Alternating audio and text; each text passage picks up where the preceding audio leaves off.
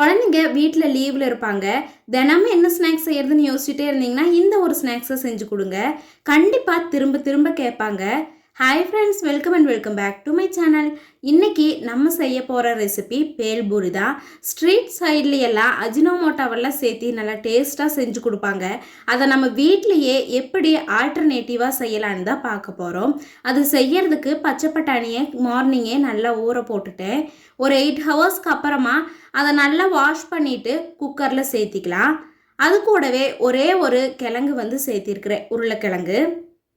அதையும் குட்டி குட்டி பீஸாக கட் பண்ணி போட்டுக்கலாம். அப்போ தான் நல்லா வெந்து வரும், மசிக்கிறதுக்குமே ஈஸியாக இருக்கும். பட்டாணி ஊறின உடனே எங்களுக்கு 1 டம்ளர் நிறச்சி கிடச்சிது.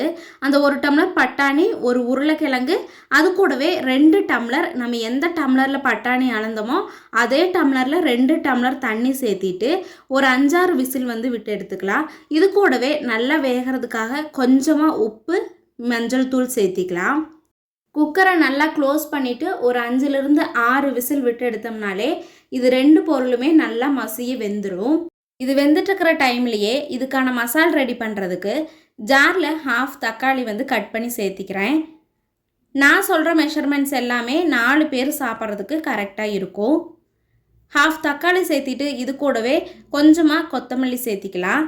புதினா இருந்ததுன்னா அதுவும் கொஞ்சமாக சேர்த்திக்கோங்க.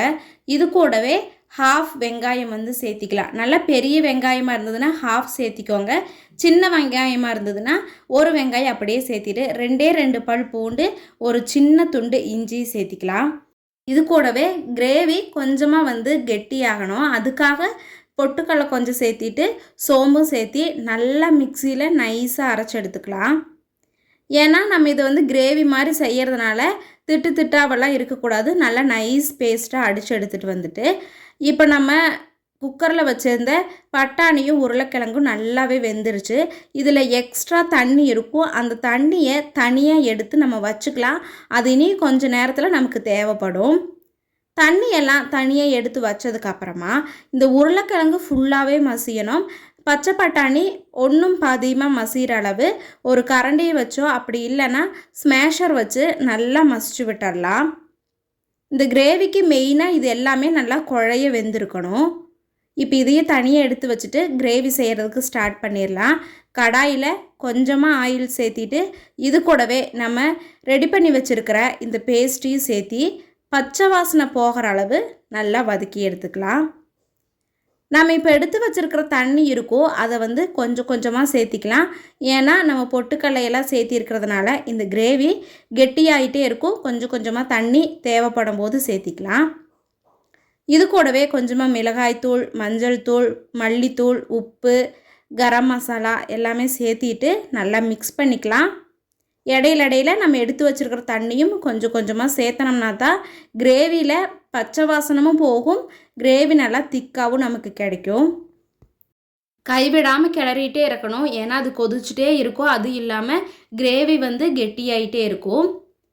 இந்த பச்சை வாசனமெல்லாம் போனதுமே நம்ம மசிச்சு வச்சுருக்கிற பட்டாணி உருளைக்கிழங்கையும் சேர்த்திட்டு நல்லா கிளறி விட்டுடலாம். இந்த டைமில் நம்ம அந்த எடுத்து வச்சுருக்கிற தண்ணி ஃபுல்லாகவே சேர்த்திடலாம்.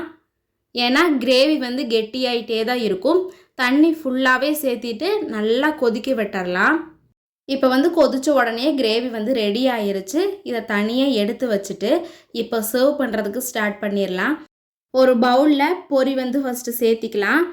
பொரி நம்ம வீட்டில் சும்மா இருந்ததுன்னா யாரும் கண்டிப்பாக சாப்பிட மாட்டாங்க. இது மாதிரி செஞ்சு கொடுத்து பாருங்கள்.